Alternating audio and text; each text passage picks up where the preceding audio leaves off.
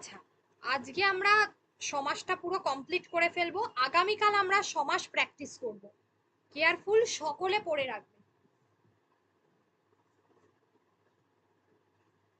MCQ practice হবে আগামীকাল।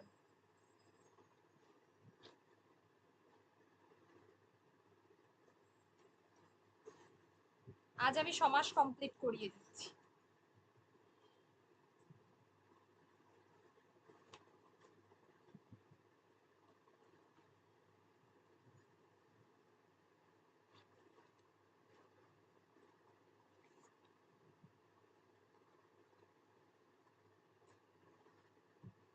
আচ্ছা, সমাসে তৎপুরুষ সমাসের ক্ষেত্রে দেখো, তৎপুরুষ সমাসে কি হচ্ছে, আমরা যখন যে সমাসের ক্ষেত্রে এখানে কারকের একটা বিষয় রয়েছে, ঠিক আছে, তৎপুরুষ সমাসের সঙ্গে কারকের একটা লিংক রয়েছে। মূলত যে সমাসে বিভক্তি লোপ পায়, পূর্ব পদে বিভক্তি লোপ পাচ্ছে, আর সমস্ত পদে অর্থাৎ পরপদের ক্ষেত্রে একটা অর্থের প্রাধান্য থাকে। আমরা এটুকু জানি যে তৎপুরুষ সমাস বলতে এক কথায় সুনীতি কুমার চট্টোপাধ্যায় যে সংজ্ঞা দিয়েছিলেন সমাসে, সেটা হলো ব্যাখ্যামূলক, তাই তো। তৎপুরুষ সমাসকে সুনীতি কুমার চট্টোপাধ্যায় কি বলেছিলেন? বলেছিলেন যে এটা হচ্ছে ব্যাখ্যামূলক সমাস।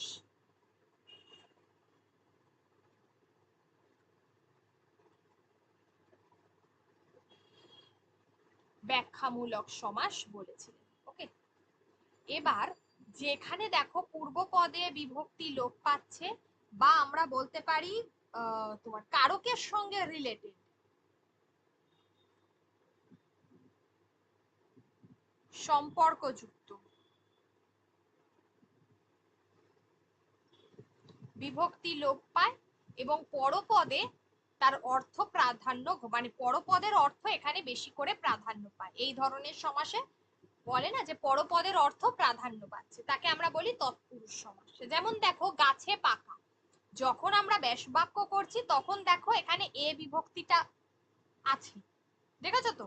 কিন্তু যখন সমস্ত পদটা বেরোচ্ছে, যখন সমাসটা হচ্ছে, দেখো তখন আর বিভক্তি নেই, অর্থাৎ পূর্ব পদে এই গাছ থেকে বিভক্তিটা লোপ পেয়ে গেছে, পূর্ব পদে বিভক্তি লোপ পেয়ে গিয়ে এটা হয়ে গেছে গাছ পাকা, গাছ পাকা। সিমিলারলি রাজপথ, রাজপথ হলো পথের রাজা, ঠিক আছে। দেখো এখানে পথের, এই যে র, এই বিভক্তি পূর্ব পদে লোপ পেয়ে গেছে, গিয়ে রাজপথ। লোক দেখানো, দেখো লোককে দেখানো, কে বিভক্তি ছিল, দেখো বিভক্তি লোপ পেয়েছে, গিয়ে হয়ে গেছে লোক দেখানো।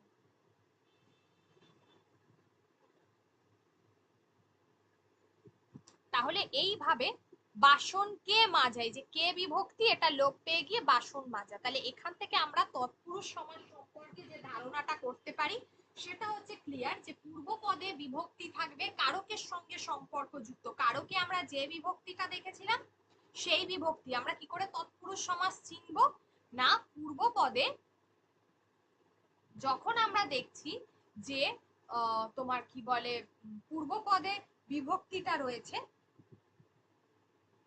পূর্ব পদে বিভক্তি রয়েছে কারক রিলেটেড, এবং সেটি কি হচ্ছে লোপ পেয়ে যাচ্ছে, আর পরপদের অর্থের প্রাধান্য ঘটছে, পরপদের অর্থটা প্রাধান্য পাচ্ছে, সেটা হলো তৎপুরুষ সমাস। আচ্ছা, এক্ষেত্রে তৎপুরুষ সমাস কয় প্রকার কি কি? আমি আগেই বলেছি কারকের সঙ্গে পুরো রিলেটেড, একমাত্র কর্তৃকারকটা এখানে হয় না। কর্ম তৎপুরুষ, কর্ম থেকে শুরু হয়, কর্ম, করণ, নিমিত্ত যেটাকে আমরা বলে থাকি, আর হলো অপাদান তৎপুরুষ, অধিকরণ তৎপুরুষ, এই সবগুলো সম্বন্ধ তৎপুরুষ, এই সবগুলো কিন্তু কারকের এই প্রত্যেকটা ভাগ কিন্তু এখানে এই তৎপুরুষ সমাসে দেখা যায়। এবার এইগুলো ছাড়াও উপপদ তৎপুরুষ পরীক্ষায় আসবে, অলুক তৎপুরুষ আসে, ব্যক্তি নং প্রাদিটা অনেক সময় আসে না, কিন্তু করিয়ে দেবো, ঠিক আছে। এই চারটে তো আসে, করতেই হবে, তাহলে বাদ বাকি এগুলো করতেই হবে। তাহলে ফার্স্ট যেটা হলো যে কর্ম তৎপুরুষ সমাস। কর্ম তৎপুরুষ সমাসে আমরা কি বলবো?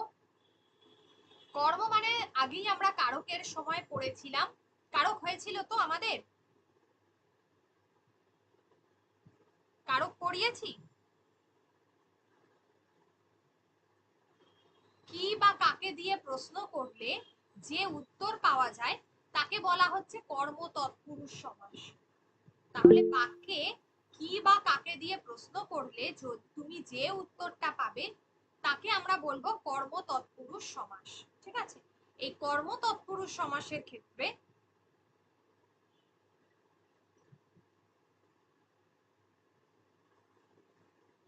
কর্ম তৎপুরুষ সমাসের ক্ষেত্রে যেটা সব থেকে গুরুত্বপূর্ণ যে কি বা কাকে দিয়ে আমি প্রশ্ন করেছি। তাহলে এখানে দেখো যেমন বধূ বরণ, বধূ বরণ কি হচ্ছে? বধূকে বরণ। তাহলে এক্ষেত্রে কি হলো? এই কর্ম তৎপুরুষ সমাসের ক্ষেত্রে কে বিভক্তি দেখা যায়। এই যে কে বিভক্তিটা আছে এটা কিন্তু ব্যাস বাক্য যখন হচ্ছে তখন আছে, কিন্তু যখন সমস্ত পদ আছে তখন দেখো বিভক্তির লোপ পেয়ে গেছে, গিয়ে বধূ বরণ হয়ে গেছে।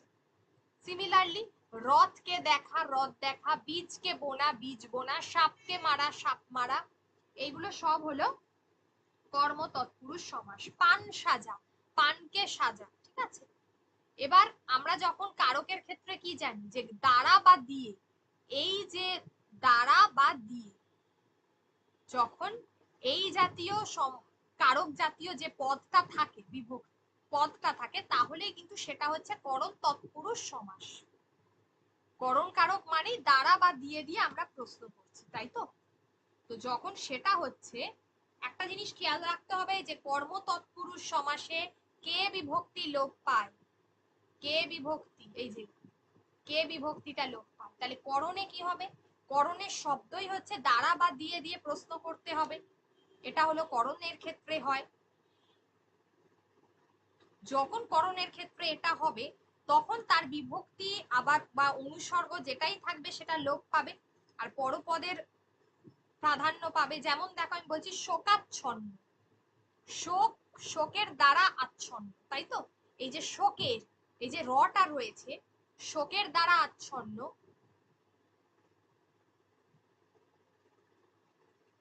তাহলে এখানে কি হলো?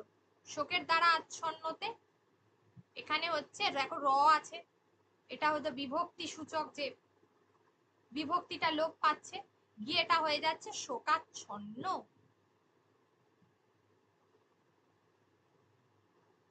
এটা হবে শোকাচ্ছন্ন। সিমিলারলি আচ্ছা, যেমন হলো গোঁজামিল। আবার যদি আমি বলি যে চিরকাল, সরি চিররুগ্ন, চিররুগ্ন, তাহলে কি হবে? চিররুগ্নর ক্ষেত্রে হবে চিরকাল ব্যাপিয়া রুগ্ন। কি না চিরকাল, তাহলে চিররুগ্ন, এখানে এই ব্যাপিয়া, চিরকাল ব্যাপিয়া রুগ্ন, এগুলো কিন্তু আবার কর্ম তৎপুরুষ সমাস হচ্ছে। করণে আবার কি হচ্ছে? শোকাচ্ছন্ন। যেমন হচ্ছে তোমার কষ্টসাধ্য, পদদলিত, পদদলিত, পদ দ্বারা দলিত যেটা, ঠিক আছে? মন গড়া, মন দ্বারা গড়া, এই জায়গাটা, বা মনের দ্বারা গড়া যেটাকে আমরা বলি, তবে আসবে কারণ বিভক্তিটা লোপ পাবে তো সেই জন্য। তাহলে এইগুলো যেমন জনশূন্য, জন দ্বারা শূন্য, সঙ্গী দ্বারাহীন, সঙ্গীহীন, এইগুলো। জ্ঞান বিশিষ্ট, জ্ঞান দ্বারা বিশিষ্ট, বিভক্তি এই যে দ্বারা বা দিয়ে এই জাতীয় বিভক্তিগুলো লোপ পেয়ে যাচ্ছে। তাহলে এগুলো হলো করণ তৎপুরুষ সমাস। নেক্সট আসছে কি না অপাদান তৎপুরুষ সমাস। আচ্ছা নিমিত্ত আছে বলছি, নিমিত্ত তো বললে দেবো। অপাদান মানে তো জানোই তোমরা যে থেকে, হইতে, এইগুলো তো বোঝায়। অপাদানের ক্ষেত্রে এগুলো আছে, যে তৎপুরুষ সমাসে অপাদানবাচক শব্দ কি হবে? থেকে, হইতে, এইগুলো। তো এগুলো কি হবে? লোপ পেয়ে যাবে। আর পরপদের অর্থটা প্রধান হবে, যেমন বন্ধন মুক্তি, বন্ধন হইতে মুক্তি। দেখো বিলাত ফেরত, বিলাত থেকে ফেরত, এই যে বন্ধন হইতে মুক্তি, দেখো বন্ধন মুক্তি, এই যে হইতেটা ছিল লোপ পেয়ে গেছে। বিলাত থেকে ফেরত, থেকে ছিল লোপ পেয়ে গেছে, বিলাত ফেরত। আবার এই যে থেকে শব্দটা দেখছো, এটা কিন্তু আরেকটা অর্থ আছে, বলো তো থেকেটা কি? বলতে পারবে? করিয়েছি, এখন বোধহয় সেভাবে আলোচনাটা করি বলেছিলাম আমি এটা ক্লাসে। অনুসর্গ থেকে হলো একটা অনুসর্গ, দেখো থেকে এটা লোপ পেয়ে গেল। রাজ্য হইতে চ্যুত, রাজ্যচ্যুত, এইটা। দল ছাড়া, দল থেকে ছাড়া, দল ছাড়া।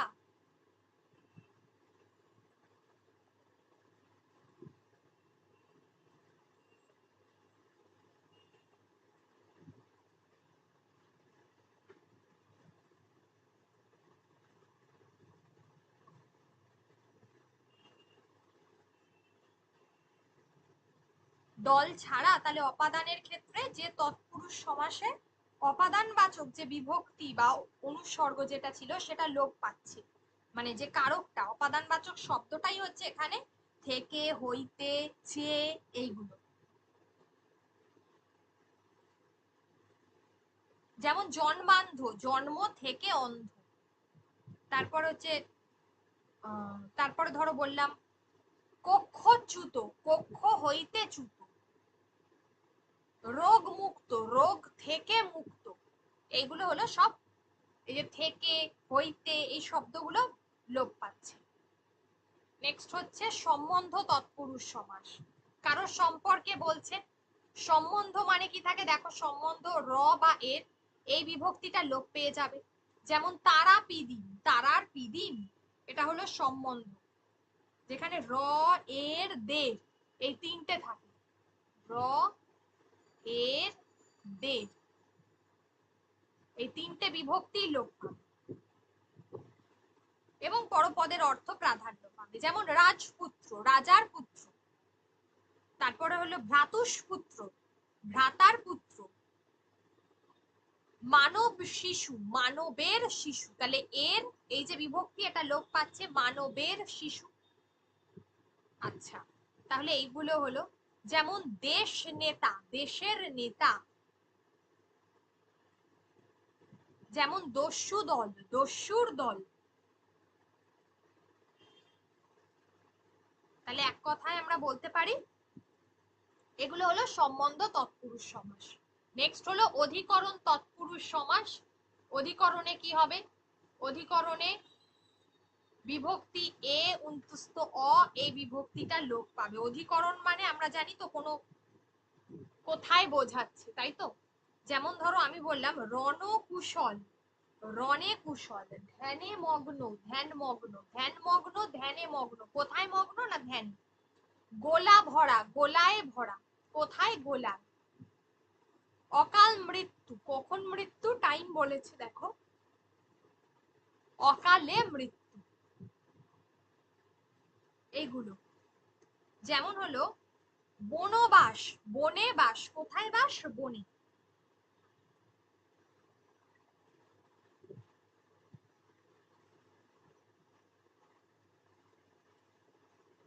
অকাল বোধন, তাই তো, অকালে বোধন, কখন বোধন, অকালে।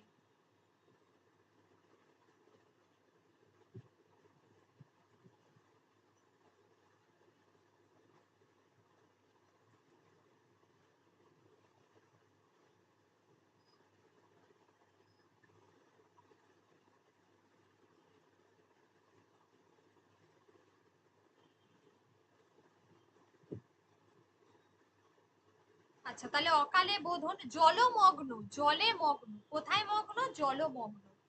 তাহলে এইগুলো হলো অধিকরণ তৎপুরুষ সমাস। এবার নেক্সট যেটা বলছিলাম যে নিমিত্ত, নিমিত্ত মানে কি কারোর জন্য কোনো কিছু করা, তাই তো, কোনো কিছুর উদ্দেশ্যে কোনো কিছু করা, নিমিত্ত ছিল। তো এখানে হলো নিমিত্ত, উদ্দেশ্য, জন্য, এই জাতীয় যে শব্দগুলো আছে সেই বিভক্তিগুলো লোপ পাবে। নিমিত্ত, উদ্দেশ্য, আর একটা হলো জন্য, এই যে বিভক্তিগুলো রয়েছে সেগুলো লোপ পাবে। যেমন তীর্থযাত্রা, তীর্থের উদ্দেশ্যে যাত্রা। লোকহিত,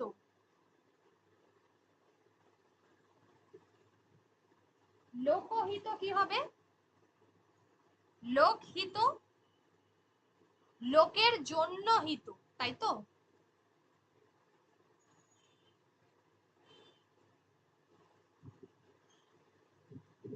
লোকের জন্য হিত। আচ্ছা, তারপরে আরেকটা হয় যুপকাষ্ঠ। এই শব্দটা খুব দেয়, যুপকাষ্ঠ। যুপের নিমিত্ত কাষ্ঠ। যুপকাষ্ঠ হলো যুপের নিমিত্ত কাষ্ঠ। যুপের নিমিত্ত কাষ্ঠ, ঠিক আছে, যুপকাষ্ঠ।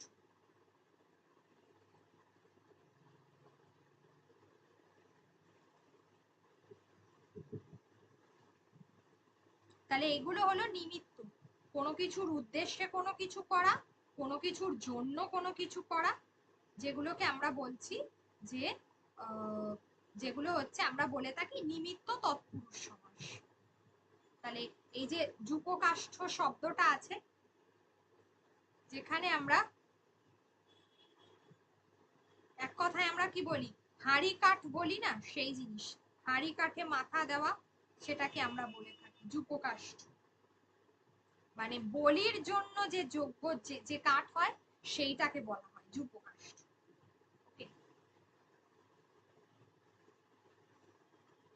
আচ্ছা, এটা গেল। এবার হচ্ছে উপপদ তৎপুরুষ সমাস। সমাসের তৎপুরুষ সমাসের আর যে ভাগগুলো রয়েছে, যার মধ্যে উপপদ তৎপুরুষ সমাস। উপপদ মিন্স হচ্ছে প্রথম যে পদটা থাকবে সেটা হচ্ছে একটা উপপদ, তার সঙ্গে পরের যে পদটা থাকবে সেটা কোনো ধাতু থেকে এসেছে, কৃৎ প্রত্যয়, কৃৎ ধাতুর সঙ্গে কৃৎ প্রত্যয় যুক্ত হয়ে একটা কৃদন্ত পদ তৈরি করে থাকে। আমরা যখন প্রত্যয়টা পড়াবো আমি বলে দেব সেই জায়গায় যে ধাতুর সঙ্গে মূলত কৃদন্ত মানে কৃৎ প্রত্যয় যুক্ত করে, কৃৎ প্রত্যয় যুক্ত করে যে শব্দটা গঠিত হচ্ছে তাকে আমরা কি বলি, ধাতুর সঙ্গে কৃৎ প্রত্যয় যুক্ত করে যে শব্দটা গঠিত হচ্ছে তাকে আমরা বলবো যে কৃদন্ত শব্দ, ঠিক আছে, তাকে বলবো কৃদন্ত শব্দ। যে শব্দটা তৈরি হয় নতুন সেটাকে কৃদন্ত শব্দ বলে। তো এই জাতীয় এই কৃদন্ত পদের সঙ্গে উপপদ যখন মিলন হচ্ছে তাকে আমরা, যে সমাস তখন তৈরি হয়, যে শব্দটা আসে সেটাকে আমরা বলি উপপদ। এবার কিভাবে বিষয়টা হবে, আচ্ছা চলো দেখি কিভাবে হচ্ছে। যেমন দেখো বলছে দূরদর্শী, এই যে দূর, এই দূর শব্দটা হচ্ছে যে এখানে উপপদ।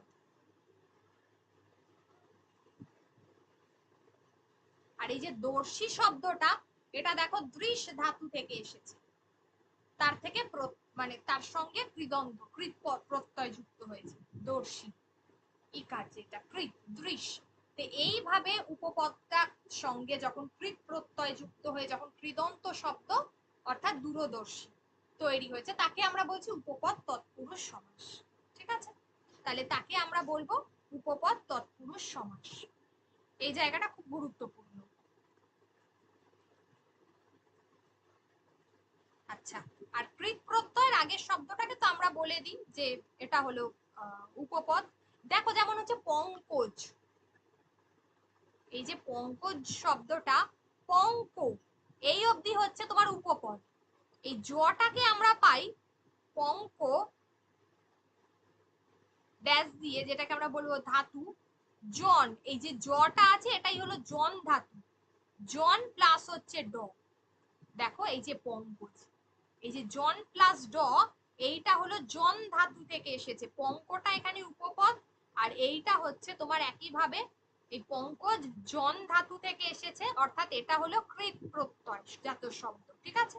তাহলে ধাতুর সঙ্গে কৃৎ প্রত্যয় জাত শব্দ বা উপপদের সঙ্গে, সরি, উপপদের সঙ্গে কৃৎ প্রত্যয় জাত শব্দটা মিলনে যে নতুন শব্দ তৈরি হয়েছে তাকে আমরা বলছি, বা কৃদন্ত পদের মিলনে যে নতুন শব্দটা তৈরি হয়েছে তাকে আমরা বলছি উপপদ তৎপুরুষ সমাস। সিমিলারলি জলচর, জলচর, দেখো জল এটা হলো উপপদ, আর চর, চর হচ্ছে ধাতু, তাহলে এটা হলো উপপদ, আর এই উপপদের সঙ্গে এই কৃদন্ত শব্দটা যুক্ত হয়েছে, কৃৎ প্রত্যয় থেকে এসেছে, চর ধাতু, এটা ধাতু, তাই জন্য এই দুটো মিলনে তৈরি হয়েছে জলচর। তাহলে এটা হলো উপপদ তৎপুরুষ সমাস।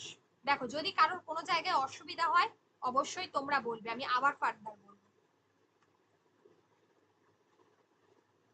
নেক্সট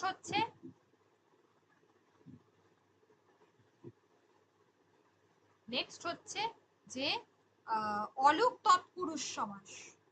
অলুক তৎপুরুষ সমাস। অলুক তৎপুরুষ সমাস কাকে আমরা বলছি? আচ্ছা, অলুক তৎপুরুষ সমাস মানে এতক্ষণ আমরা কি দেখছিলাম, পূর্বপদে বিভক্তিটা লোপ পেয়ে যাচ্ছিল না, এক্ষেত্রে আর বিভক্তিটা লোপ পাবে না। এই একমাত্র অলুকের ক্ষেত্রে বিভক্তিটা কিন্তু আর লোপ পাবে না। যেমন দেখো বলছে তেলে ভাজা, দেখো তেল দ্বারা ভাজা, এখানে কি হচ্ছে যে এই যে পূর্ব পদে বিভক্তিটা আগে দেখেছি আমরা লোপ পেয়ে গেছে, দেখো এখন আছে তেলে, একা এ বিভক্তি রয়েছে। রোদে পোড়া, রোদ দ্বারা পোড়া, ঠিক আছে, রোদের দ্বারা পোড়া, ঠিক আছে, দেখো বিভক্তি রয়েছে রোদে পোড়া। তাহলে এগুলো হলো অলুক তৎপুরুষ সমাস, যেখানে পূর্ব পদের বিভক্তি লোপ পাচ্ছে না। মামার বাড়ি, মামার র। আচ্ছা, যেমন ধরো আরেকটা বলছি,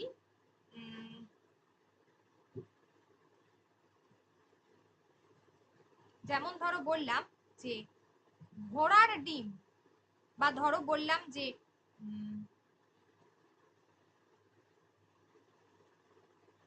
খেলার মাঠ যেটাকে বলা হয়, তো খেলার মাঠ, খেলার জন্য মাঠ, এখানে কি হচ্ছে বিভক্তিটা লোপ পাচ্ছে, খেলার নিমিত্ত মাঠ, তো এটা হলো বিভক্তিটা লোপ পাচ্ছে। হলো, এবার পরেরটা হলো ব্যক্তি তৎপুরুষ সমাস। ব্যক্তি তৎপুরুষ সমাস হচ্ছে যেখানে আমরা ব্যক্তি একটা সময়, যেমন দেখো আগা থেকে গোড়া পর্যন্ত, এই আগা গোড়া এইটা কিন্তু এই পা থেকে মাথা পর্যন্ত এটা কিন্তু দেখো অব্যয়ী ভাবেও ছিল, আগা থেকে গোড়া পর্যন্ত মনে পড়ছে ব্যক্তি বোঝাচ্ছে, এটা কিন্তু অব্যয়ী ভাবও হবে। যদি তোমরা পরীক্ষার খাতায় তৎপুরুষ না থেকে অব্যয়ী ভাবও করে আসো, যেটা তবে যেটা থাকবে একটাই অপশন থাকবে, এটা খেয়াল রেখো, সেটাই উত্তর হবে, ঠিক আছে। আর ক্রিয়া বিশেষণ খুব একটা দেয় না, যে তৎপুরুষ সমাসে পূর্ব পদ হলো ক্রিয়া বিশেষণ, এটা খুব একটা দেয় না। আর একটা হলো উপসর্গটাও খুব একটা দেয় না, কারণ এগুলো হচ্ছে তোমার সবই ওই এতে পড়ে যাচ্ছে, এটা তৎপুরুষে হয় না, এটা হচ্ছে তোমার অব্যয় ভাবের মধ্যে বেশি পড়ে, ঠিক আছে। আচ্ছা, নেক্সট হলো নং তৎপুরুষ, এটা আসে নং তৎপুরুষের ক্ষেত্রে, এই যে নাবাচক শব্দ আছে, নাবাচক শব্দ অলওয়েজ আগে বসবে।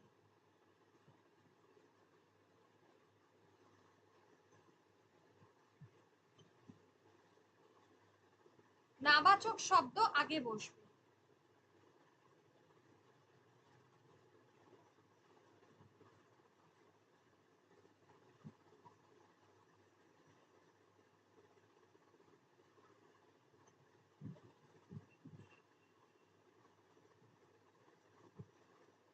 নাবাচক শব্দটা কি হবে, আগে বসবে নং তৎপুরুষ সমাস। যে তৎপুরুষ সমাসে পূর্ব পদটা নং অর্থক হয় তাকে নং তৎপুরুষ বলা হয়, ঠিক আছে। যেমন অচেনা, নয় চেনা, অচেনা, নয় সম্মত, অসম্মত, নয় কাঁচা, আকাঁচা, ঠিক আছে, নয় আবৃত, অনাবৃত, এই যে শব্দগুলো।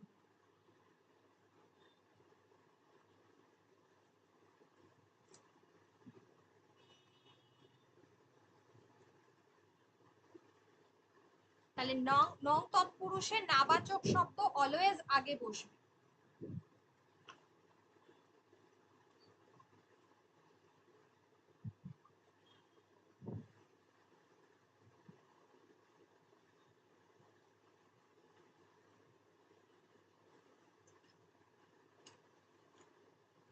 তাহলে এগুলো গেল নং তৎপুরুষ সমাস। কখনো নাবাচক শব্দ পরে বসাবে না। অচেনাতে চেনা নয়, উত্তর করে দিলে তুমি তো নাবাচক শব্দ দিয়েইছো, কিন্তু তবুও পরীক্ষায় কেটে দেবে, কারণ নাবাচক শব্দ অলওয়েজ আগে বসবে। অসম্মত, সম্মত নয় যদি করে আসো কেটে দেবে, নয় সম্মত হবে। ওকে, এবারে আসি দ্বন্দ্ব সমাসে। তাহলে তৎপুরুষ সমাস নিয়ে কোনো সমস্যা আছে?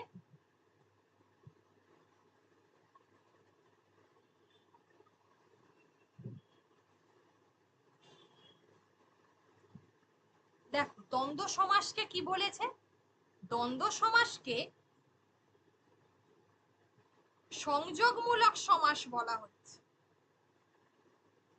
সুনীতি কুমার চট্টোপাধ্যায় বলছেন, সুনীতি কুমার চট্টোপাধ্যায়, যে দ্বন্দ্ব সমাস হচ্ছে একটা সংযোগমূলক সমাস। কেন না? এই ধরনের সমাসে পূর্বপদ এবং উত্তরপদ দুয়েরই গুরুত্ব রয়েছে বা দুটোরই অর্থের প্রাধান্য রয়েছে। যদি না থাকে তাহলে সেটা কিন্তু দ্বন্দ্ব সমাস হতে পারবে না।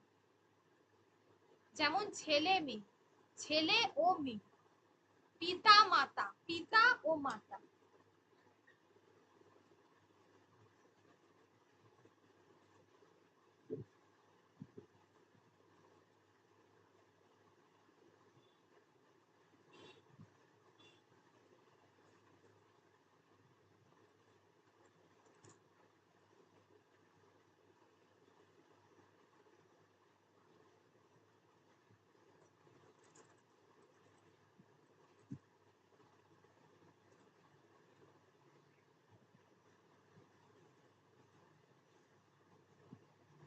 দেখো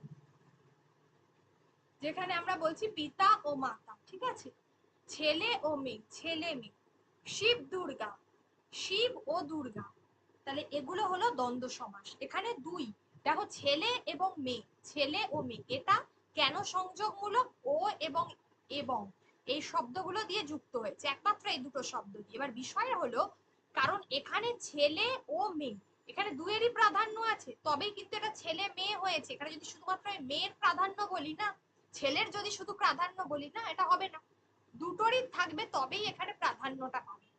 পিতা ও মাতা সেম, শিব ও দুর্গা সেটাও সেম, একজনকে ছাড়া অন্যজন অপরিহার্য নয়, তাই তো। নেক্সট হলো দ্বন্দ্বকে কয় ভাগে ভাগ করা যায়। দ্বন্দ্বের যে কটা ভাগ আছে ইজি। সমার্থক দ্বন্দ্ব সমাস। সমার্থক দ্বন্দ্বটা কি?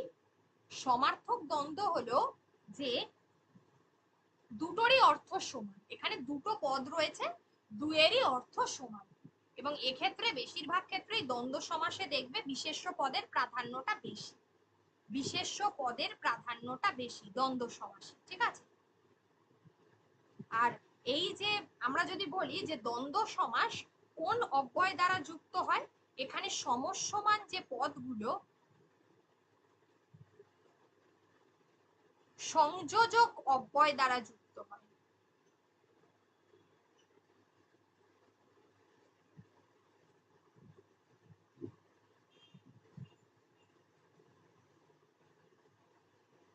সংযোজক অব্যয় দ্বারা যুক্ত হবে। দুয়েরই অর্থের প্রাধান্য রয়েছে এক্ষেত্রে, এক্ষেত্রে দুয়েরই অর্থের প্রাধান্য রয়েছে। আচ্ছা, বিশেষ্য পদের, বারবার বলছি এক্ষেত্রে বিশেষ্য পদের প্রাধান্য বেশি। আবার এমন নয় যে বিশেষণ পদ নেই, দেখাচ্ছি সবগুলো। যেমন সমার্থক দ্বন্দ্ব আমি যদি বলি, যেমন দেখো হাট ও বাজার, হাট বাজার, জন্তু ও জানোয়ার, দেখো দুয়েরই অর্থ এক, যাহাই হাট তাহাই বাজার, আবার যাই জন্তু তাহাই তোমার জানোয়ার, যেটা রাজা সেটাই হচ্ছে বাদশাহ, এইগুলো। মামলা মোকদ্দমা, মামলা যা মোকদ্দমাও তাই, একই জিনিস। তাহলে এটা হলো এক্ষেত্রে সমার্থক দ্বন্দ্ব। এবার যদি আমি বিশেষ্য বলি, এখানে দেখো রাজা বাদশাহ, তারপরে যেমন ছেলে মেয়ে, মশা মাছি, দিন রাত, সবগুলোই বিশেষ্য। তাহলে বিশেষণ কোথায়? যেমন দেখো আমি বলি যদি নরম গরম, নরম গরম, নরম ও গরম, ঠিক আছে, তাহলে এটা হলো নরম গরম, এটা কিন্তু বিশেষণ।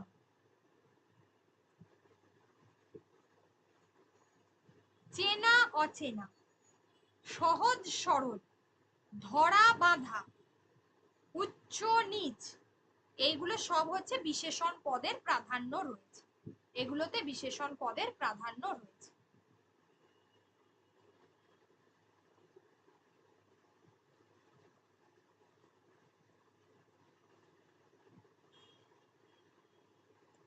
আবার যেমন এবার বললাম যে সমার্থক দ্বন্দ্ব অর্থাৎ দুয়েরই পূর্বপদ এবং পরপদ দুটোই পরস্পরের সমার্থক, তাই তো। যেমন ঘর বাড়ি, যেমন কল কারখানা, যেমন হচ্ছে ছেলে ছোকরা, যেমন হচ্ছে দিন দরিদ্র, দিন মিন্স দয় দীর্ঘই দন্তের ন, দিন দরিদ্র।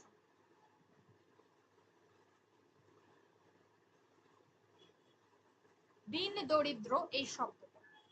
আচ্ছা এটা গেল। আর এবার হলো, আচ্ছা এবার হচ্ছে যেটা, সেটা হলো বিপরীতার্থক দ্বন্দ্ব। আচ্ছা এখানে বলেছে মিলনার্থক দ্বন্দ্ব। আচ্ছা বলেই দিই, মিলনার্থক দ্বন্দ্ব মানে যেখানে আমরা পারিবারিক যে সম্পর্কগুলো আমরা দেখি সেই সম্পর্কগুলোর উপর ডিপেন্ড করে।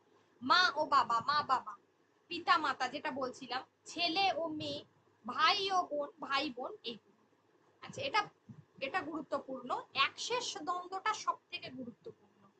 একশেষ দ্বন্দ্বের ক্ষেত্রে যদি বলি যে দেখো প্রথমেই রয়েছে, এটা বহু পদ জ্ঞাপক পদ, তো তো এখানে ধরো যদি বলে আমরা, এবার আমরা এখানে দেখেছো লেখা আছে আমরা, তোমাকে বলেছে লেখো যে আমরা দিয়ে বেশ বাক্য করতে হবে, তুমি দেখেছো আরে এটা তো প্রথমেই আমরা আছে, তাহলে কি করবো, তাহলে আমিটাই প্রথমে বসবে?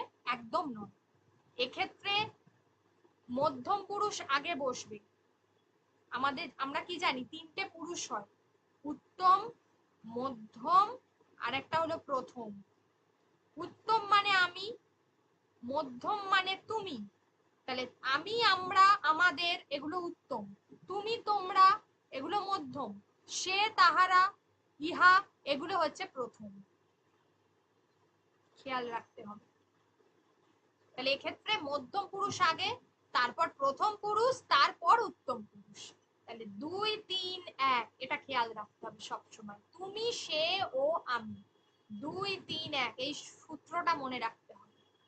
ঠিক আছে? তাহলে এটা হলো একশেষ দ্বন্দ্ব। বা ধরো যদি তোমরা দেয়, তাহলে সেক্ষেত্রে আবার তুমিটা পরে বসবে, সে ও তুমি এটা হবে। ঠিক আছে? সে ও তুমি, তোমরা, তুমিটা দেখো পরে বসবে।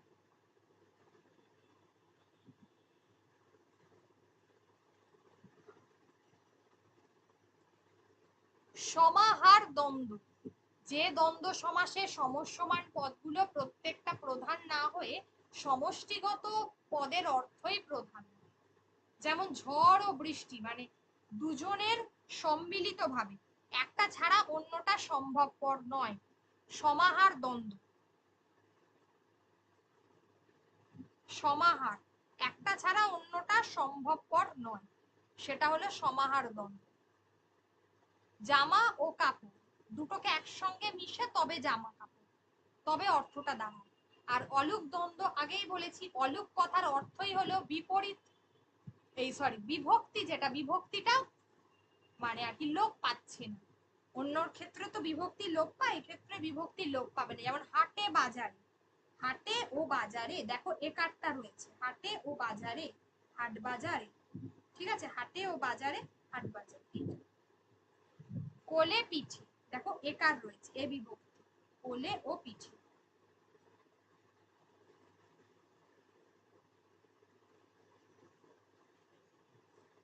এবারে হলো বিপরীতার্থক সমাস। বিপরীতার্থক কাকে আমরা বলবো? বিপরীত মানে একে অপরের বিপরীত, তাই তো? অর্থাৎ জন্ম ও মৃত্যু, জন্ম মৃত্যু, জন্ম ও মৃত্যু, জন্ম মৃত্যু। স্বর্গ মর্ত, স্বর্গ ও মর্ত। আকাশ পাতাল, আকাশ ও পাতাল, দেখো একে অপরের অপোজিট, জন্ম মৃত্যু, স্বর্গ মর্ত, আকাশ পাতাল। আর তারপরে একদম শেষে আছে বহুপদ নিষ্পন্ন, যেটা ওটা পরীক্ষায় খুব একটা দেয় না, যে অনেকগুলো পদ থেকে যেটা নিষ্পন্ন হয়ে যে সমাসটা হয়েছে। যেমন দেখো দুর্গোৎসব বা বার, ব্রত, দোল, দুর্গোৎসব, এগুলো এতগুলো পদ একসঙ্গে থাকে না কখনো।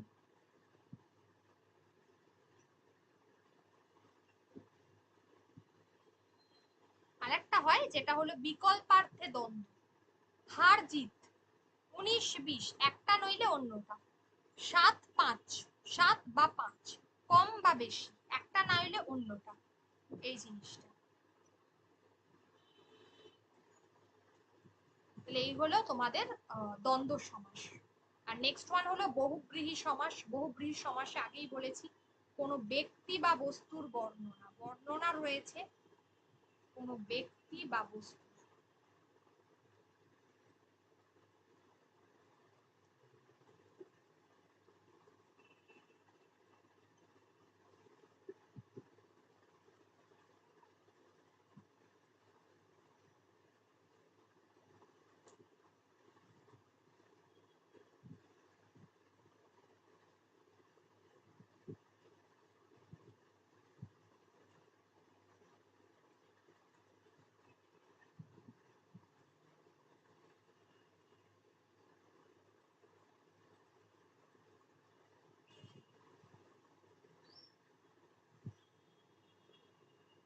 দশানন।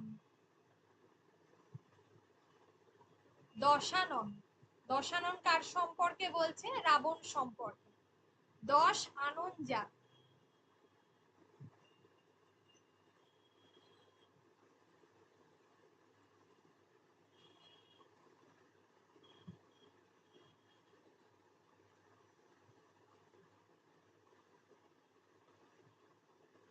দশ আনন যা, সেটা হলো দশানন। রাবণের কথা বলা হয়েছে, যার 10টা মাথা, তাই না? ত্রিলোচন যার, আমরা জানি শিবের 3টে চোখ রয়েছে, ত্রিনেত্র, মহাদেব সম্পর্কে বলা হচ্ছে। শ্রীকৃষ্ণের দেহের বর্ণনাটা পীতাম্বর, পীত অম্বর যার, ওই ময়ূরকণ্ঠী রংটাকে বলা হয়। তো এইগুলো কারোর সম্পর্কে বর্ণনা দিচ্ছে, তো সেটা হলো বহুব্রীহি সমাস। কারোর সম্পর্কে যখন আমরা বর্ণনা করব বা কোনো কিছু সম্পর্কে, সেটা হলো বহুব্রীহি সমাস। বহুব্রীহি সমাসের ক্ষেত্রে পূর্বপদ বা পরপদ কারোরই সেভাবে গুরুত্ব না দিয়ে এখানে আলাদা একটি পদের গুরুত্ব বেশি। কোনোটির অর্থ সেভাবে বোঝায় না, পদটার একটা স্বতন্ত্র অর্থ থাকে। পূর্বপদ বা পরপদ কোনোটির অর্থ সেভাবে না বুঝিয়ে সমস্ত পদের দ্বারা যে অর্থটা বোঝায়, মানে সমস্ত পদটা থেকে আমরা অর্থটা পাচ্ছি, মানে সমাসবদ্ধ যে পদটা তৈরি হয়ে যাচ্ছে সেখান থেকে আমরা অর্থটা পাই। যেমন বিনা পানি, বিনা পানিতে জাহাজ, তাই তো? এখানে একটা জাহাজ যেহেতু কারো সম্পর্কে বর্ণিত হয়েছে, তো সরস্বতী সম্পর্কে বলা হয়েছে। আচ্ছা, বহুব্রীহি সমাস যে কটা ভাগ আছে, যার মধ্যে ফার্স্ট ভাগ হলো সমানাধিকরণ বহুব্রীহি। ফার্স্ট ওয়ান হচ্ছে সমানাধিকরণ বহুব্রীহি সমাস, ঠিক আছে? সমানাধিকরণ বহুব্রীহিটা কি না, সমানাধিকরণ বহুব্রীহি হলো যে বহুব্রীহি সমাসে কি দেখবো আমরা, পূর্বপদ হলো বিশেষণ, পরপদ হচ্ছে বিশেষ্য, ঠিক আছে? তাকে আমরা বলবো সমানাধিকরণ। এই যে পূর্বপদ হলো বিশেষণ, পরপদ হলো বিশেষ্য, তাকে বলছি সমানাধিকরণ। এগুলো কিন্তু খুব ইম্পর্টেন্ট জায়গা পরীক্ষার জন্য, এটা দেখতে হবে ভালো করে। যেমন সুগন্ধ, সুগন্ধজাত, দেখো সুগন্ধজাত, প্রথমে কিন্তু বিশেষণ, পরপদে বিশেষ্য। যেমন দেখো নীলকণ্ঠ, নীলকণ্ঠ যাহার, পীত অম্বর যাহার, গৌরঙ্গ যাহার, গৌরাঙ্গ, বিশাল অক্ষী যাহার, বিশালাক্ষী। তাহলে প্রথমটায় সব বিশেষণ রয়েছে, পরেরটাতে বিশেষ্য রয়েছে। পূর্বপদে বিশেষণ, পরপদে বিশেষ্য হলো। নেক্সট হলো এক্ষেত্রে আরো যেগুলো যেগুলো করতে পারো, কালো বরণ, সহদর, তারপরে হচ্ছে মধ্যবিত্ত, হতভাগ্য, এগুলো করতে পারো। দশভুজা, এগুলো করতে পারো। নেক্সট হলো ব্যাধিকরণ বহুব্রীহি।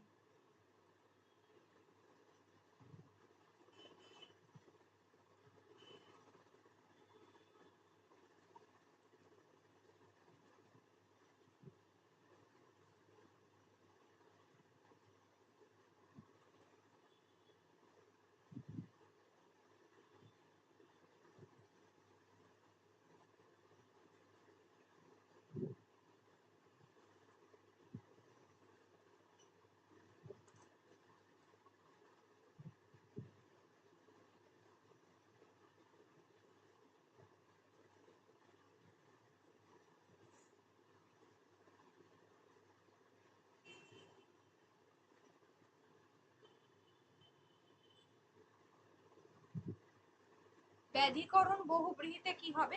ব্যাধিকরণ বহুব্রীহিতে যে বহুব্রীহি সমাসে পূর্বপদ এবং পরপদ উভয়ই বিশেষ্য এবং পদ দুটোর মধ্যে একটা অধিকরণ কারকের বিভক্তি আছে। অধিকরণ কারকের বিভক্তিটা মনে পড়ছে কি ছিল? তে ছিল। অধিকরণ কারকে এ, তে, এই বিভক্তিগুলো হয়, ঠিক আছে? সেখানে পূর্বপদ এবং পরপদ দুটোই কি হচ্ছে? বিশেষ্য হচ্ছে। ব্যাধিকরণ পূর্বপদ, পরপদ দুটোই হলো বিশেষ্য।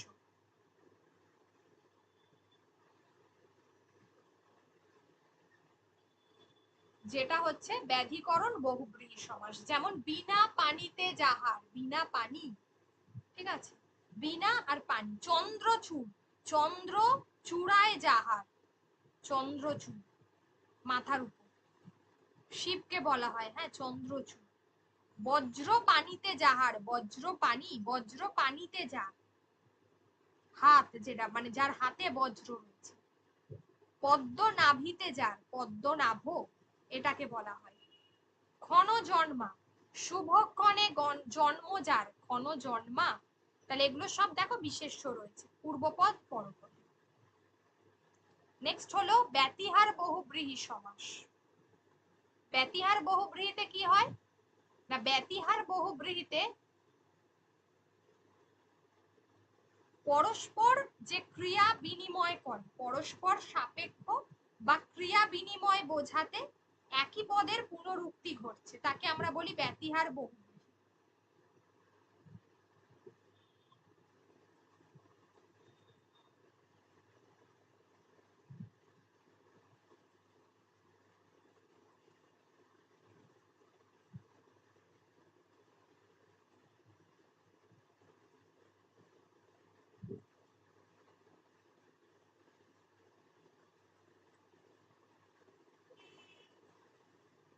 তাহলে এক্ষেত্রে কি হবে ব্যতিহার বহুব্রীহিতে, না পরস্পর সাপেক্ষ মানে একটা ছাড়া অন্য কাজটা হবে না, চোখাচোখি, চোখে চোখে যে দেখা, একটা চোখ দুটো চোখেই দেখা হয় সেটাই।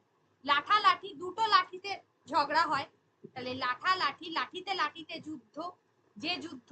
হাতাহাতি, হাতে হাতে যে যুদ্ধ। পরস্পরকে টানা, টানা টানি, ঠিক আছে। চুলোচুলি, এগুলো তো হয় না, সাধারণত দেয় না শব্দটা। কানে কানে যে কথা, কানাকানি, তাহলে একটা ছাড়া অন্যটা সম্ভব নয়, সেটা হলো ব্যতিহার বহুব্রীহি, পরস্পর ক্রিয়া বিনিময় করে, ঠিক আছে।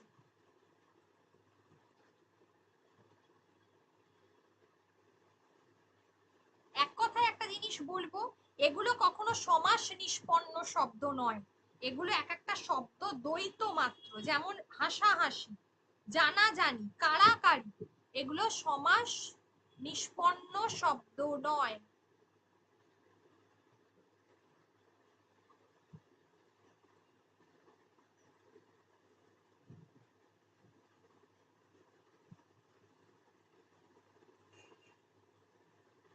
শব্দ দ্বৈত, কেমন, এগুলো এক একটা শব্দ দ্বৈত।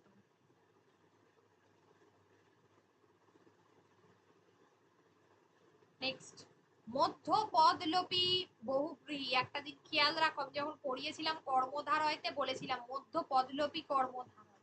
এবার আবার পড়ছি মধ্য পদলোপী বহুব্রীহি। কেন পড়ছি মধ্য পদলোপীটা? মধ্য পদলোপী অর্থাৎ যেখানে মাঝের পদটা লোপ পাচ্ছে, এটা কর্মধারয়তেও ছিল, বহুব্রীহিতেও আছে। কিন্তু ওখানে, ওখানের সঙ্গে এখানে তফাৎ কি, এখানে কোনো ব্যক্তি সম্পর্কে বলা হয়েছে, অথবা ধরো কোনো কিছু সম্পর্ক, আর ওখানে কারোর সম্পর্কে, এখানে যেমন বর্ণনা দেওয়া হয়েছে, ওখানে কিন্তু সেই বর্ণনা দেওয়ার বিষয়টা ছিল না, তাই জন্য ওটা মধ্য পদলোপী ছিল। যেমন আমি বলছি জয়ধ্বনি, জয়ের নিমিত্ত ধ্বনি, ঠিক আছে, তাহলে সেটা ছিল জয়ের নিমিত্ত ধ্বনি, জয়ের জন্য পদ।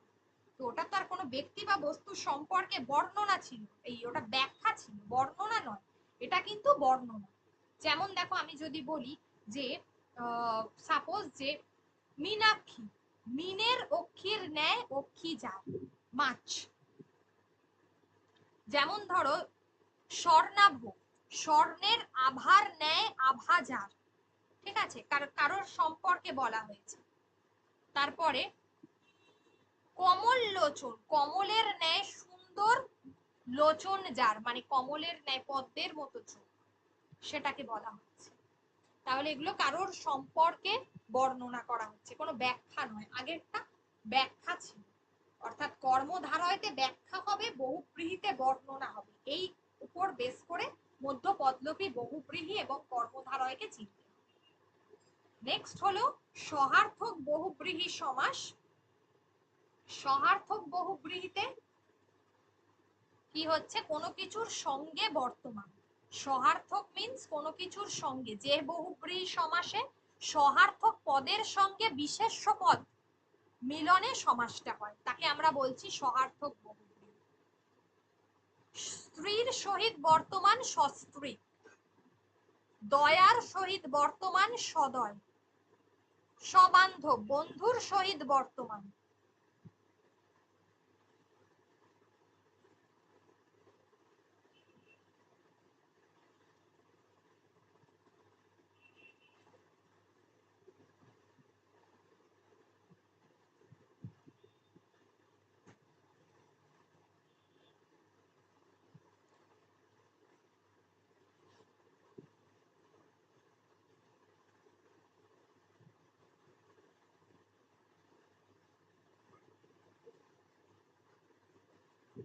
পরিবারের সহিত বর্তমান সপরিবার, এইগুলো। যেমন বলের সহিত বর্তমান সবল, সবল, এগুলো করবে প্র্যাকটিস। তারপরে যেমন হলো সস্ত্রীক বলেছি, যেমন হচ্ছে সদয়, দয়ার সহিত বর্তমান। তারপর যেমন হচ্ছে সার্ধ, অর্থের সহিত বর্তমান, এই অর্ধের সহিত বর্তমান, অর্ধের সহিত বর্তমান, সেটা হলো সহার্থক বহুব্রীহি।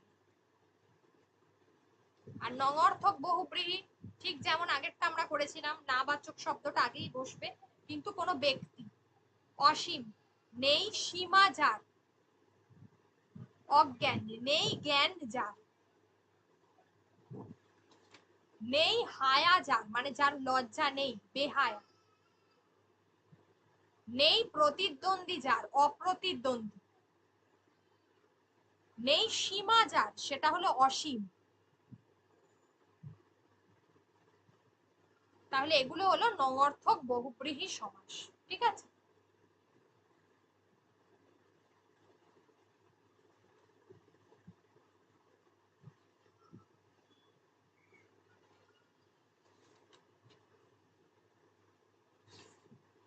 তাহলে এগুলো হলো নঙর্থক বহুব্রীহি।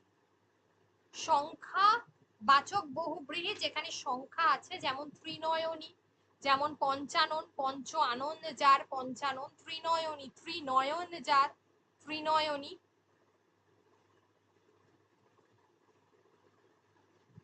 এগুলো সংখ্যা। দেখো সহস্র লোচন যার, সহস্র লোচন। পঞ্চানন, দেখো পঞ্চ আনন যার। এবার এটা বলতে পারো যে পঞ্চানন তাহলে দ্বিগু সমাস নয় কেন, পঞ্চ আননের সমাহার, তাহলে সেটাও হবে, সেটা কিন্তু হবে না এমনটা নয়, সেটাও হবে।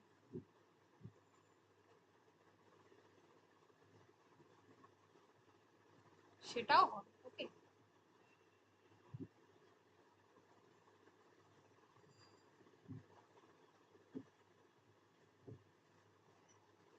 আচ্ছা, সংখ্যাবাচক বলেছি অলুক, আগেই বললাম যে এখানে বিভক্তিটা লোপ পাবে না। যেমন হাতে ছড়ি যার, ছড়ি হাতে, দেখো হাতে বিভক্তি লোপ পাইনি, ঠিক আছে। তাহলে এগুলো হলো অলুক বহুব্রীহি সমাস। এই অবধি হয়েছিল। আচ্ছা, যদি আর কোনো কিছু বাকি আছে তাহলে বলো সমাসের ক্ষেত্রে, কাল কিন্তু প্র্যাকটিস হবে সমাস।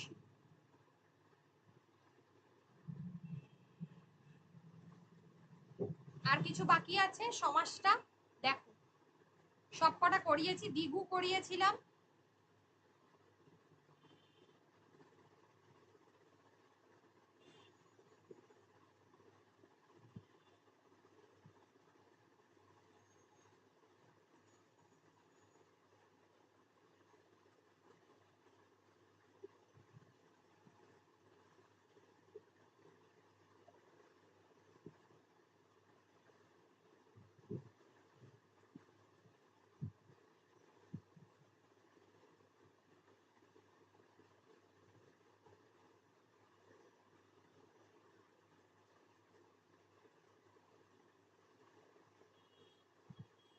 আচ্ছা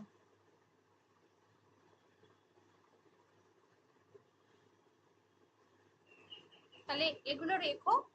আর কালকে কিন্তু তাহলে প্র্যাকটিস করাবো, করে রাখবে, ঠিক আছে। আর হলো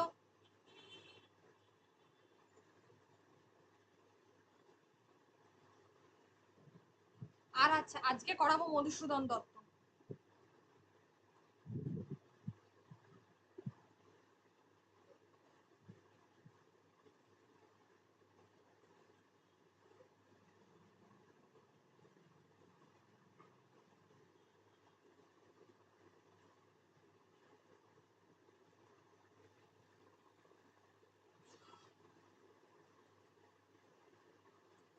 স্ক্রিন দেখা যাচ্ছে?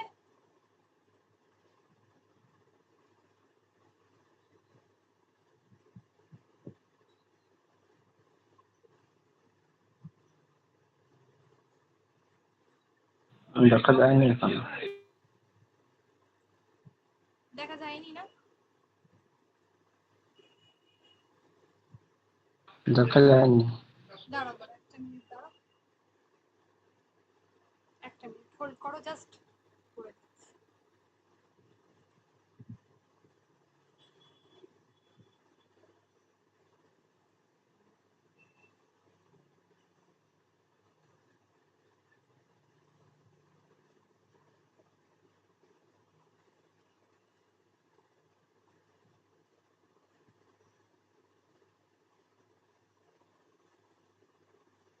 দেখা গেছে এবার?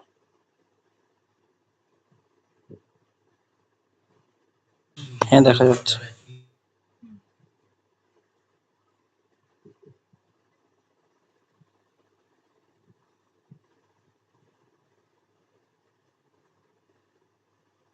ঠিক আছে চলো শুরু করো। মধুসূদন দত্ত।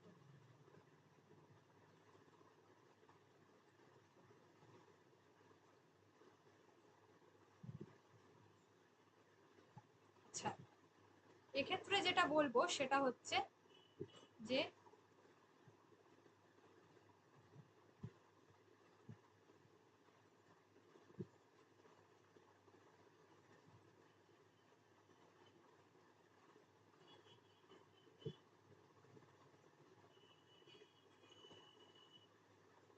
হ্যাঁ, এক্ষেত্রে যেটা বলবো যে মধুসূদন দত্তের জন্ম হচ্ছে 1824, 1873 হচ্ছে ওনার তোমার কি বলে মৃত্যু। ঠিক আছে, 1824। আমরা এর আগে মধুসূদন দত্তের তোমাদের দুটো পড়তে হবে, একটা নাট্যকার হিসেবে ওনাকে পড়তে হবে, আর একটা অবশ্যই তোমার কি বলে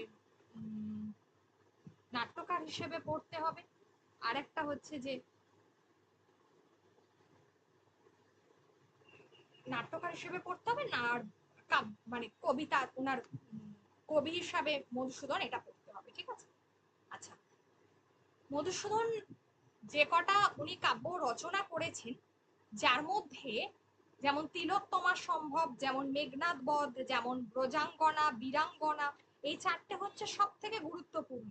মধুসূদন যে কটা কাব্য রচনা করেছেন যার মধ্যে এই চারটে হচ্ছে সব থেকে গুরুত্বপূর্ণ। ঠিক আছে,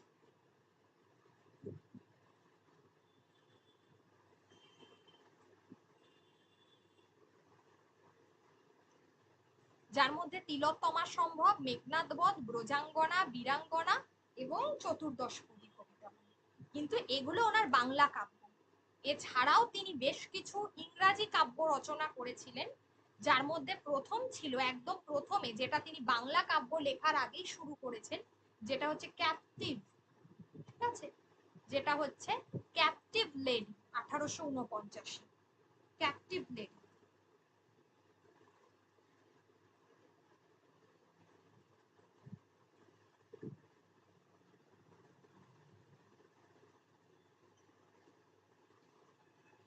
ক্যাপটিভ লেডি বা যেটাকে আমরা বলে থাকি ভিজিয়ন্স অফ দ্য পাস্ট।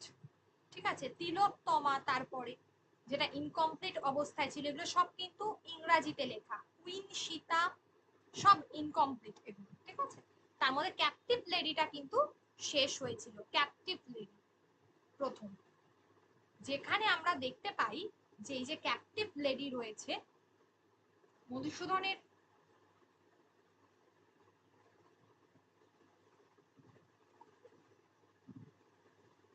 যে কাব্য রয়েছে, যেখানে তিলোত্তমা সম্ভব লেখার আগে তিনি যখন লিখছেন, তার ছদ্মনামে, যে ছদ্মনামে তিনি লিখতেন সেটা হচ্ছে তিমথি পেন পোয়েম। যেটা হচ্ছে তিমোথি পেন পোয়েম, ঠিক আছে। আর এখন আবার প্রশ্ন এমন ভাবে আসছে যে বিভিন্ন কবিতা তুলে দেওয়া হচ্ছে, তবে সেটা মধুসূদন থেকে দেবে না, সাধারণত রবীন্দ্রনাথ থেকে দেবে, রবীন্দ্রনাথের পর থেকে দেবে। তোমাদের এবারে এতে এসছে তোমার মাদ্রাসাতে, যে যেখানে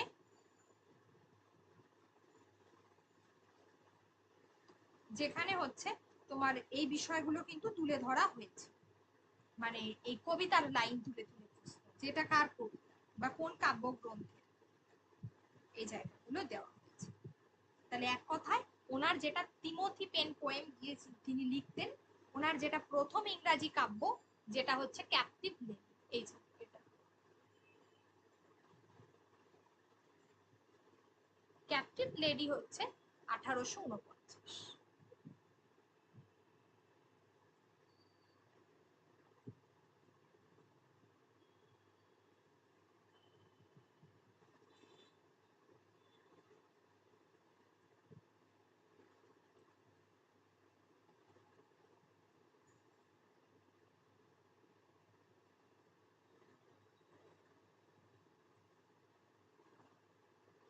আচ্ছা, এই ছদ্মনামে তিনি যখন লিখছেন তখন ম্যাড্রাস সার্কিউলেটর বলে একটা পত্রিকায় কবিতাটি প্রথম প্রকাশিত হয়।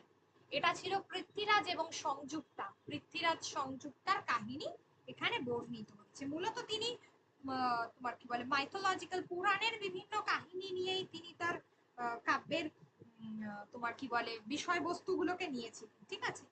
তার ইংরাজি কবিতার হাত ধরে তার আত্মপ্রকাশ, মাদ্রাজ সার্কিউলেটরে তার ছদ্মনামে লেখা হচ্ছে ভিজিয়ন ক্যাপটিভ লেডি শীর্ষক ইংরাজি কাব্য।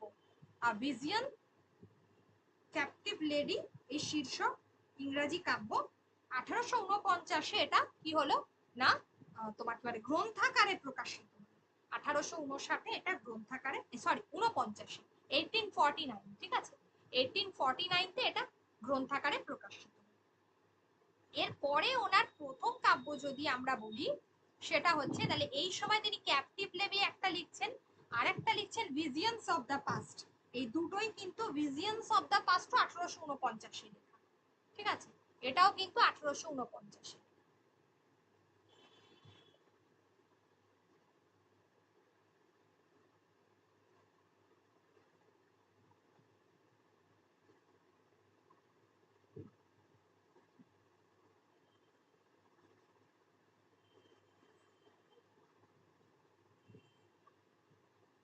এরপরে হচ্ছে যে তিলোত্তমা সম্ভব কাব্য। তিলোত্তমা সম্ভব কাব্য কি? মধুসূদনের প্রথম কাব্যগ্রন্থ হলো তিলোত্তমা সম্ভব কাব্য, যেটা 1860 সালে প্রকাশিত হয়, যেটা অমিত্রাক্ষর ছন্দে লেখা।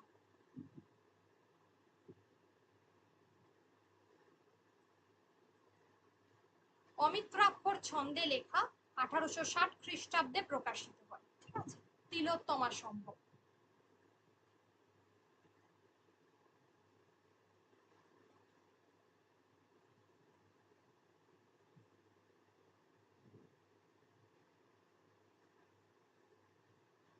তিলোত্তমা সম্ভব হচ্ছে 1860 খ্রিস্টাব্দে প্রকাশিত হয়, এটা অমিত্রাক্ষর ছন্দে লেখা। এটা গ্রন্থাকারে এই কাব্যের প্রথম দুই সর্গ রাজেন্দ্রলাল মিত্রের বিবিধার্থ সংগ্রহ পত্রিকায় প্রকাশিত হয়। এই কাব্যের প্রথম দুটো সর্গ দেখো এখানে তোমাদের নোটে লেখাই আছে, যে তিলোত্তমা সম্ভবের দুটো যেটা অংশ, যেটা বিবিধার্থ সংগ্রহ পত্রিকায়, মাসিক পত্রিকায় প্রকাশিত হয়েছে, ঠিক আছে। আর পরবর্তীকালে গ্রন্থাকারে মুদ্রিত হয়ে সমগ্র কাব্যটি 1860-এর মে মাসে 1860-এর মে মাসে প্রকাশিত হয়।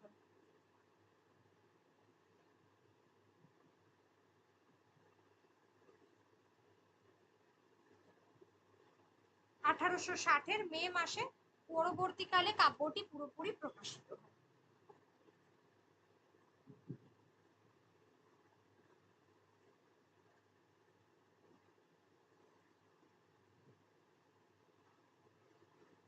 আচ্ছা, যতীন্দ্রমোহন ঠাকুরের প্রেরণায় এই কাব্যটি প্রথম সৃষ্টি হয়েছিল বলে তাকেই তিনি এই গ্রন্থটি উৎসর্গ করেছিলেন।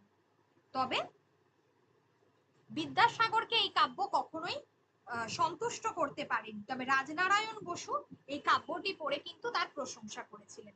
তাহলে বিদ্যাসাগরকে সন্তুষ্ট করতে পারেনি এই কাব্য, বিদ্যাসাগরকে সন্তুষ্ট করেনি, 1 নম্বর। 2 নম্বর, উৎসর্গ করেছেন, তিলোত্তমা সম্ভব উৎসর্গ করেন কাকে? তিলোত্তমা সম্ভব উৎসর্গ করেছেন যতীন্দ্রমোহন ঠাকুর।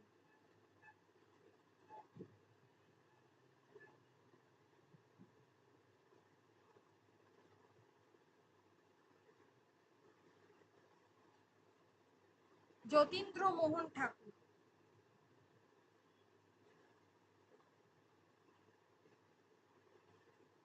আর রাজনারায়ণ বসু এই কাব্যটি পড়ে তিনি কিন্তু প্রশংসা করেছিলেন, রাজনারায়ণ বসু।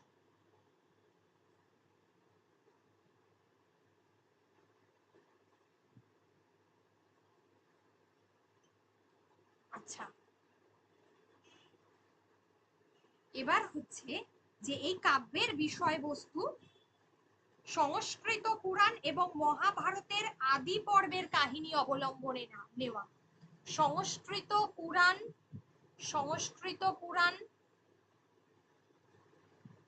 আর আরেকটা হলো মহাভারতের আদি পর্ব।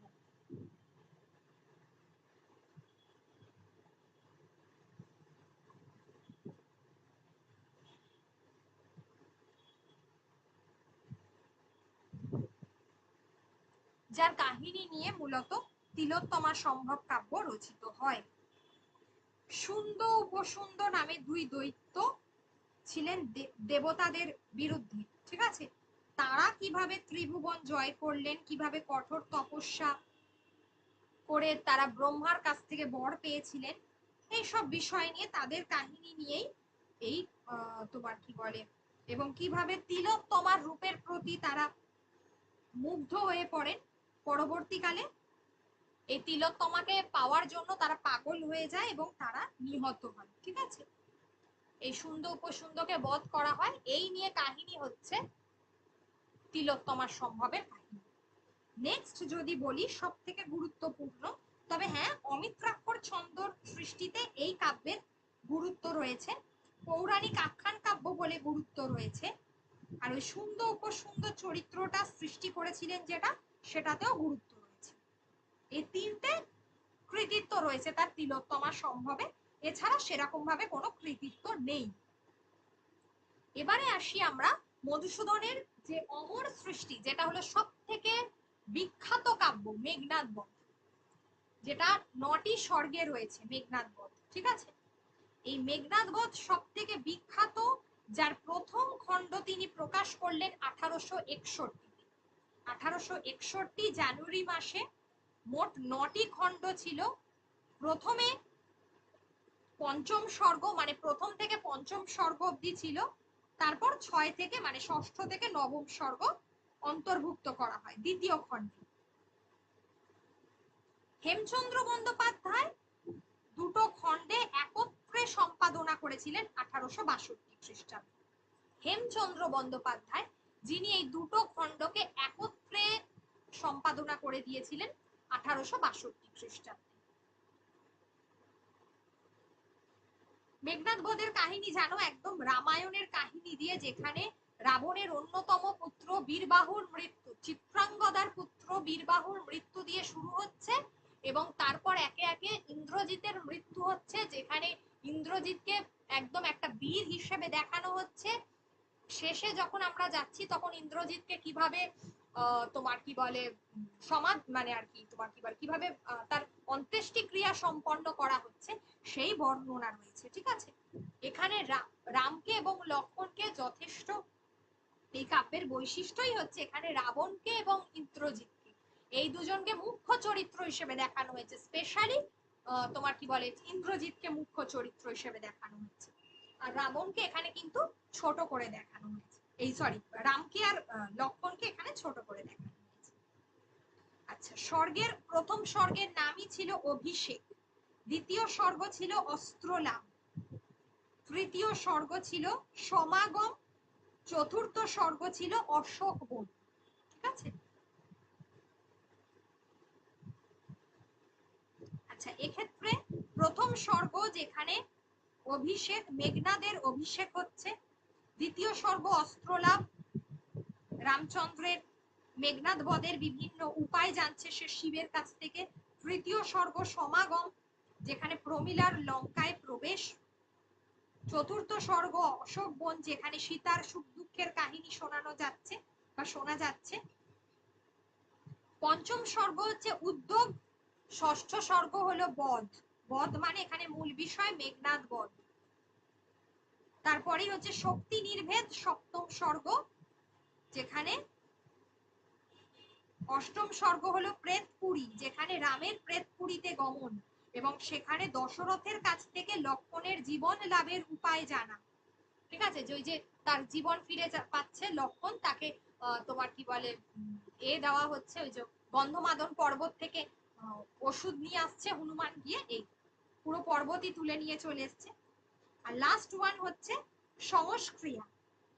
সংস্ক্রিয়া হচ্ছে লাস্ট ওয়ান।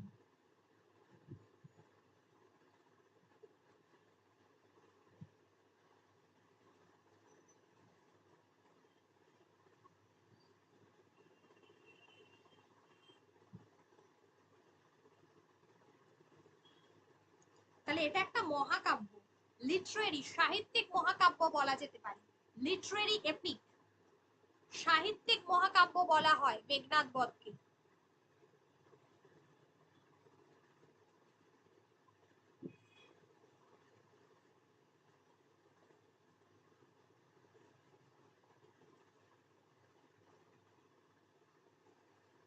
সাহিত্যিক মহাকাব্য হলো মেঘনাদ বধ। ঠিক আছে, 9টি স্বর্গে রচিত মহাকাব্যের যে বিশালতা তা কিন্তু এই কাব্যের মধ্যে রয়েছে। এখানেও কিন্তু অমিত্রাক্ষর ছন্দ সম্পর্কে রয়েছে এবং গাইবোমা বীর রসে ভাসি মহাগীত, এই শব্দটা বীর রসের কাব্য এটা, সেটা মধুসূদন দত্ত একদম প্রথমেই বলে দিয়েছেন কাব্যে। মেঘনাদের যে তিনটে চরিত্র মানে দেবতা, মানব, রাক্ষস, এই তিন চরিত্রের কথাই কিন্তু এখানে ফুটে উঠেছে। বিভীষণ চরিত্রটাও খুব তোমার কি বলে মানবতাবাদী, তার মানে মানব ধর্ম তার মধ্যে প্রকাশ পেয়েছে। নারী চরিত্রের মধ্যে চিত্রাঙ্গদা, প্রমীলা, সীতা, এই প্রত্যেকটা চরিত্র ব্যক্তি স্বাতন্ত্র্যে একদম উজ্জ্বল।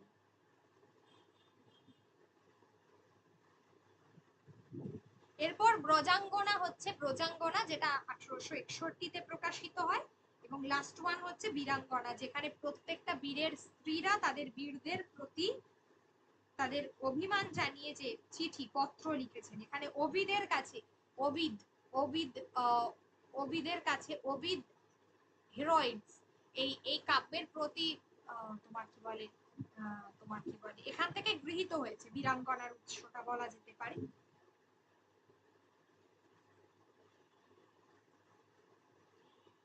এই কাব্যটি কিন্তু তিনি বিদ্যাসাগরকে তোমার কি বলে এই বীরাঙ্গনা, যেটা বীরাঙ্গনা কিন্তু তিনি বিদ্যাসাগরকে উৎসর্গ করেছিলেন। বীরাঙ্গনা।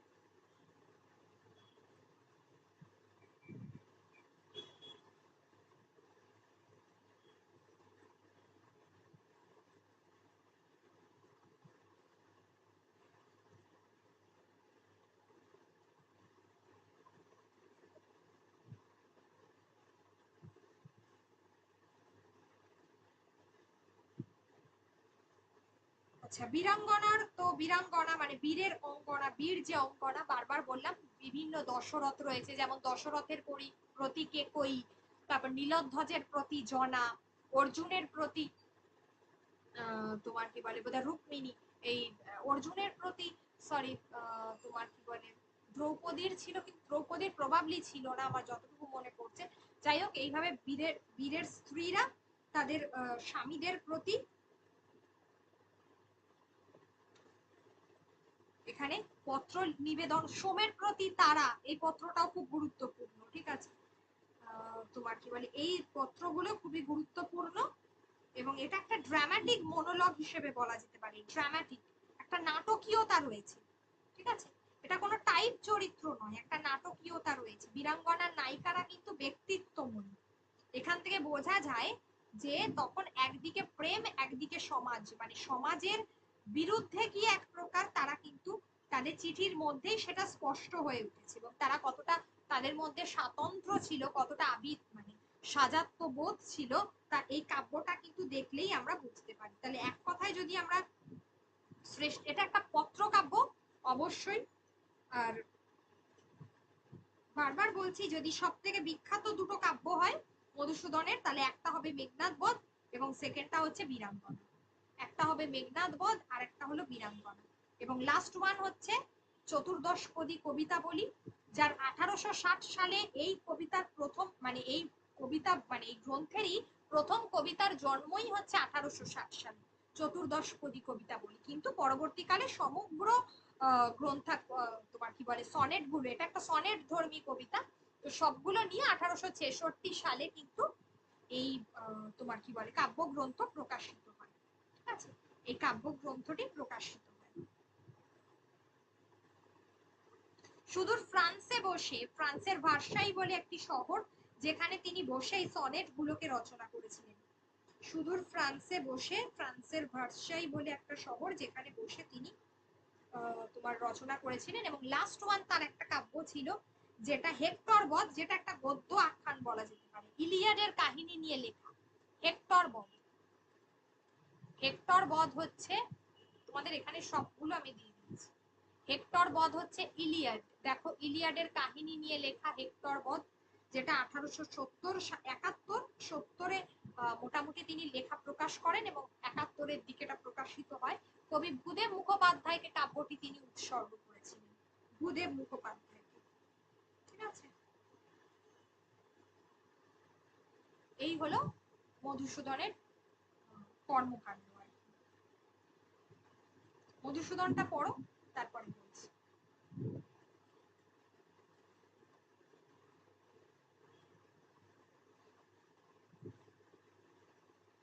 আচ্ছা,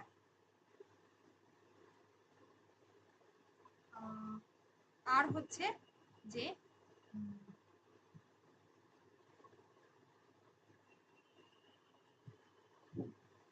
ঠিক আছে, এই অবধি আজকে থাকবে। জাস্ট একটা একটা বিষয় একটুখানি জাস্ট ওয়েট করো, আমি বলছি।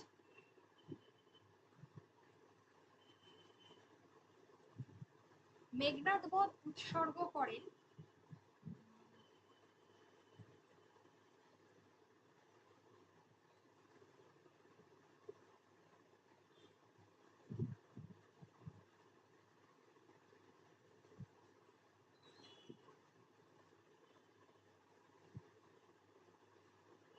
এটা উৎসর্গ করেছিলেন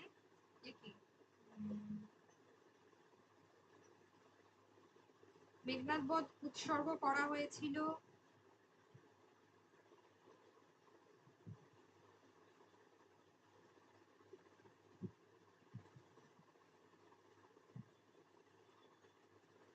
মূলত তিনি রাজা দিগম্বর মিত্রকে উৎসর্গ করেছিলেন। রাজা দিগম্বর মিত্র, রাজা দিগম্বর মিত্রকে উৎসর্গ করেছিলেন মেঘনাদ বধটা। এটা একটু লিখে নাও, এটা অনেক জায়গায় পাওয়া যায় না, অনেক সময় প্রশ্নটা আসে যে রাজা দিগম্বর মিত্র।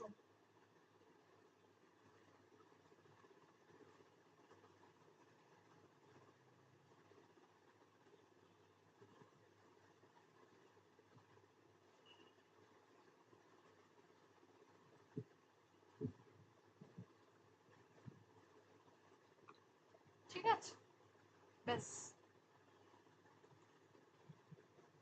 এই অবধি থাক আজকে।